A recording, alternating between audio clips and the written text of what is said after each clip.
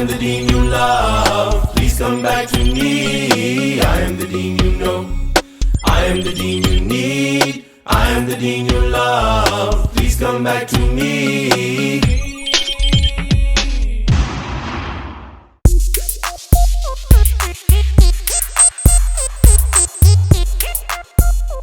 Assalamu alaikum, this is Naeem Muhammad from DeenTV, always on, always live.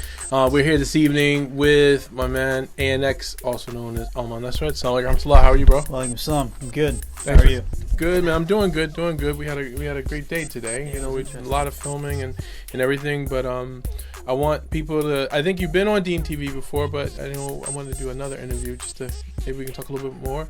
So where are you from? Whereabouts in the States? I was born and raised in Stratford, Connecticut. People don't really know where that is. Okay. It's kind of near New York, so I just say New York sometimes. It's easier to understand. Yeah, I know. I mean, right now I stay in like Northern Virginia, but I'm from Baltimore, so I do the same. Like I'm from Baltimore. Well, saying New York is probably going to offend a New Yorker, so I'm sorry, but Connecticut's nothing like New York, so I'm just saying that just to make myself on the safe side. But. No, it's cool. It's cool. People like to have some kind of frame of reference. And so how did you get involved in, I guess, just performing and music and different things like that in general?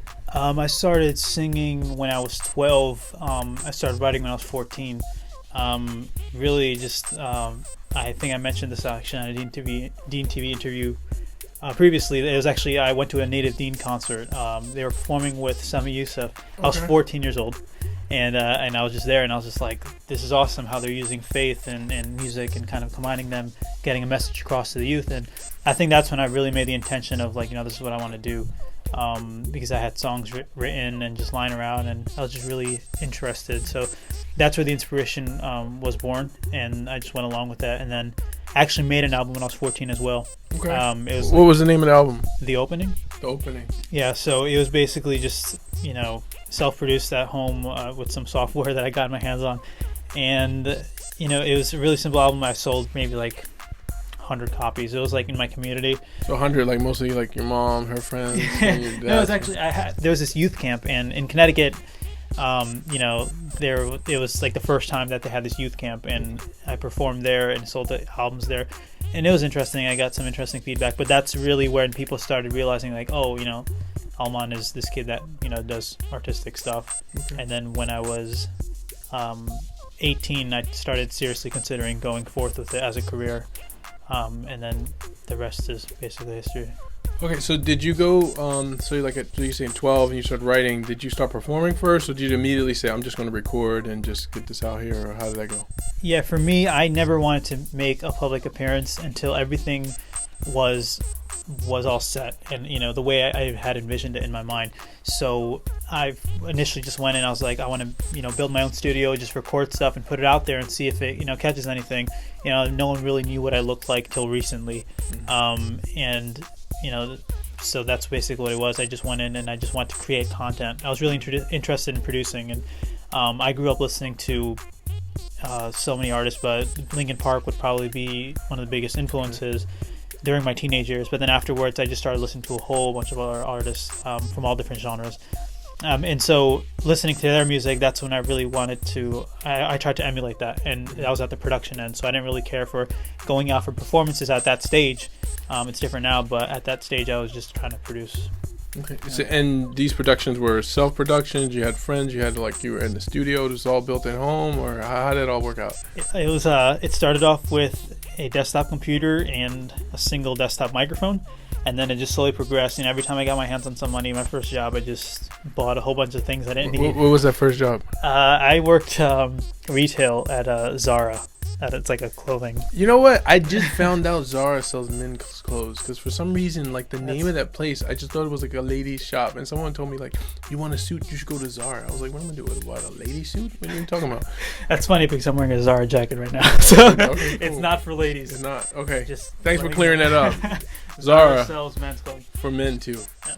Next. Hope you're getting paid. All right. So you were buying stuff, and you started buying and recording, because I remember the first time I think we all got connected, and wait, first off, that Sami Yusuf concert was it the one in New Jersey or was it the one in Boston? It was Jersey. Okay, and that was one. I'll tell you, that one was it at the NJPAC, or like the New Jersey Performing Arts Center, or was it at the State Theater? It was at the State Theater. It was State like Theater. there was more like layers in the audience. Yeah.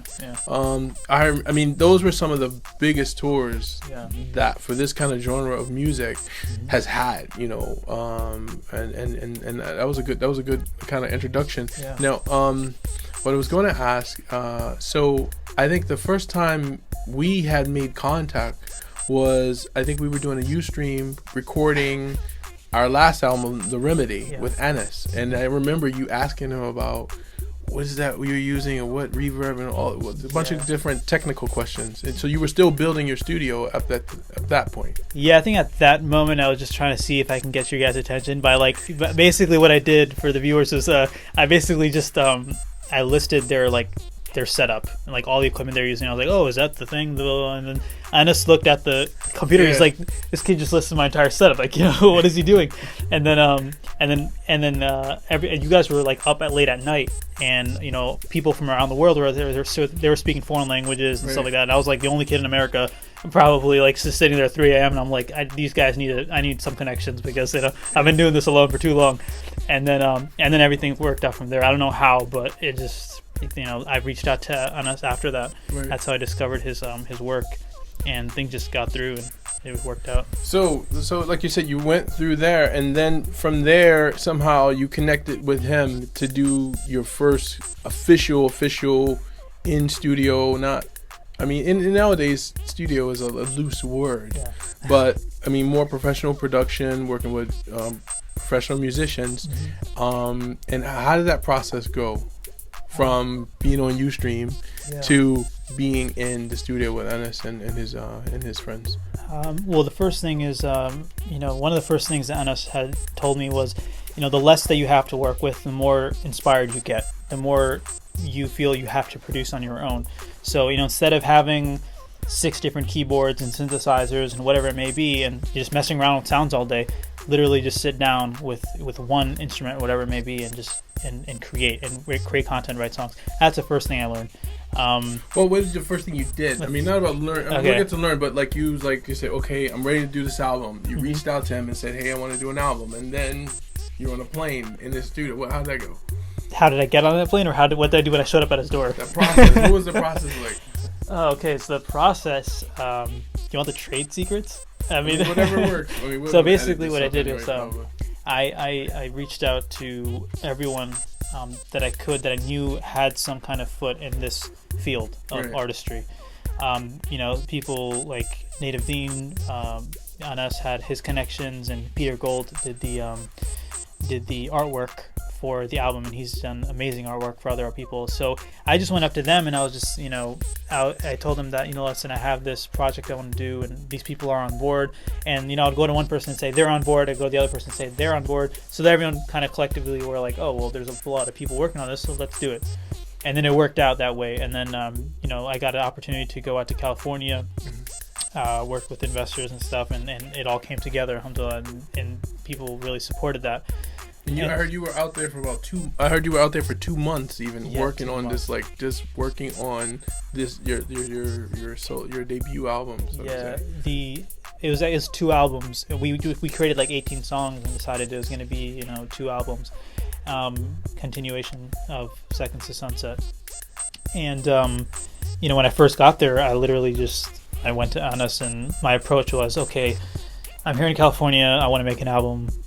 What do I do? I had no idea of, I just knew I had some demos that he had heard, but I had no idea what the process was going to be. And then he introduced me to some amazing musicians, and you've worked with them as well, and you can testify to how amazing these guys are. And they kind of just took the music to a whole other level in terms of composition, the melodies, and all that stuff. And working with them was it was like a super treat. It was amazing because I hadn't discovered music really in terms of sitting with people who can literally master the instrument. I feel like these are masters at what they do, and it was just awesome seeing a product.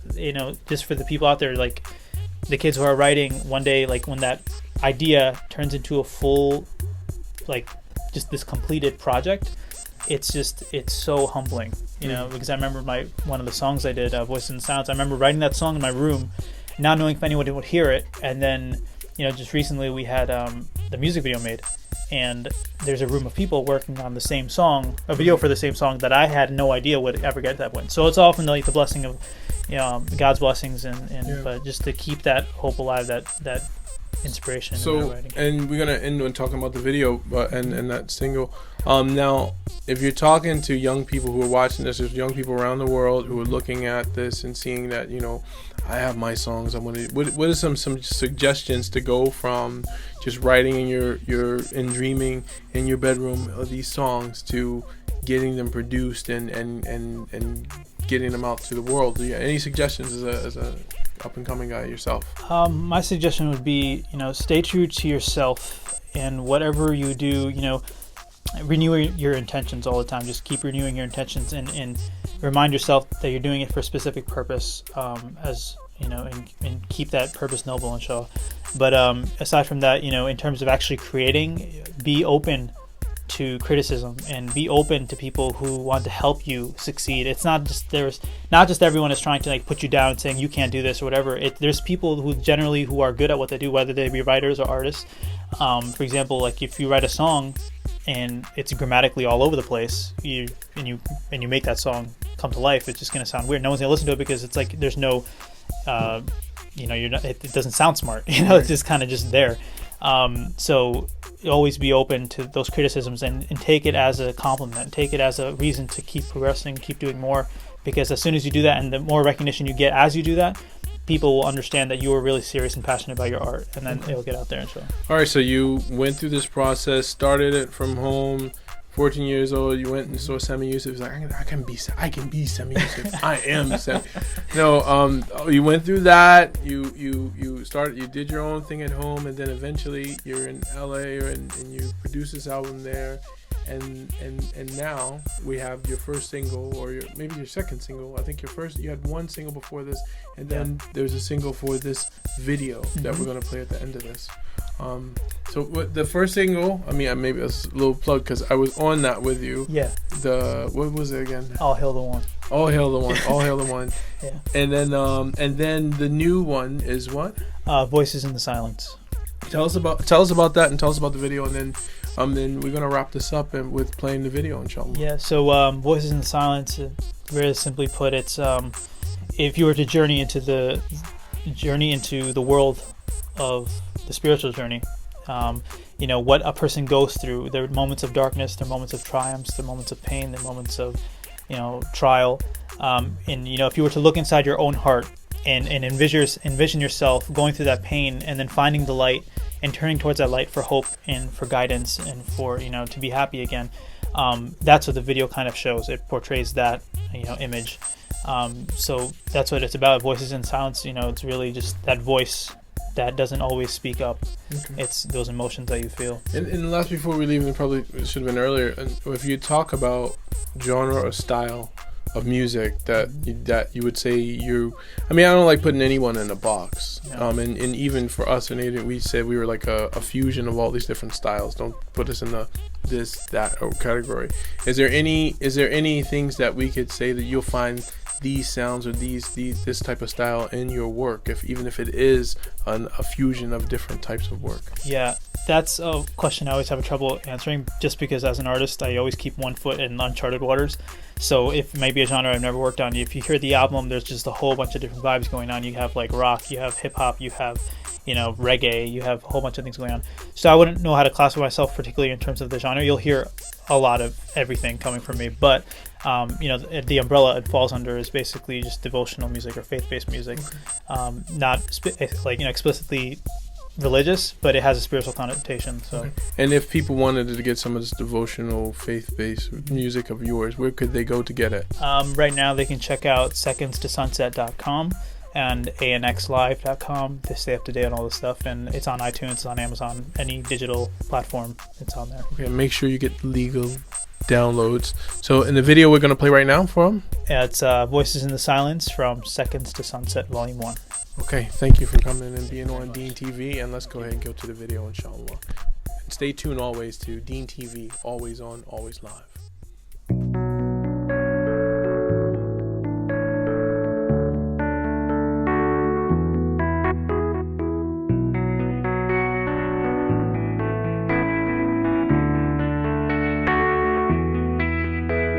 see your years, feel the fears. Are you afraid of the past, the change at last? Listen to the violence, the voices in silence. Broken hearted ones pray while searching for brighter days. And your Lord loves you so. Don't despair, don't let go, don't be weak, 'cause trials are hard. Keep the faith and you'll go far, inshallah.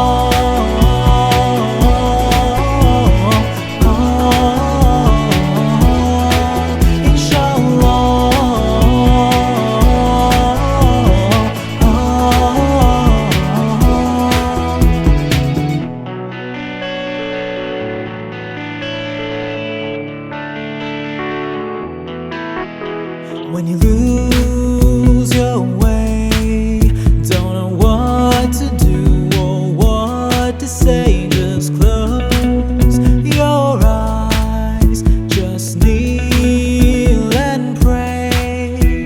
Your heart will lighten up the darkness like lanterns light a dark abyss. Shine your soul, no loneliness, tears of joy, no emptiness, 'cause your Lord loves you so. Don't despair, don't let go, don't be weak, 'cause trials are hard. Keep the faith and you'll go far, inshallah.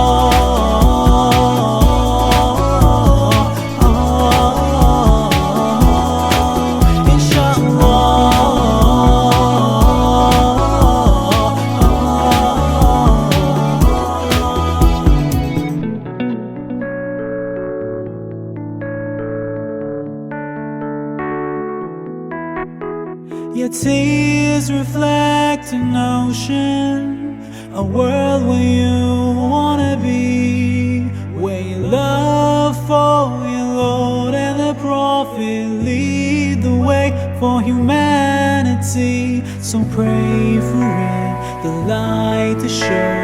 Pray for it, the pain to go. Pray for it, the peace you know. Pray for it, for the light to show. Oh, oh, oh, oh, oh, oh, oh,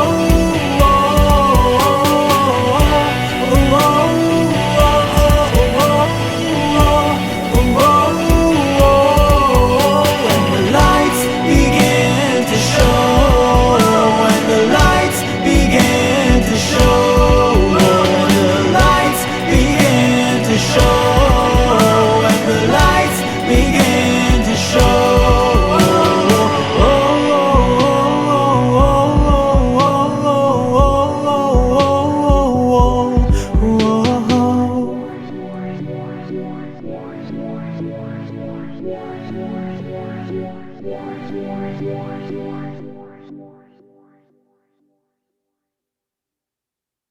I am the Deen you need, I am the Deen you love. Please come back to me. I am the Deen you know, I am the Deen you need, I am the Deen you love. Please come back to me.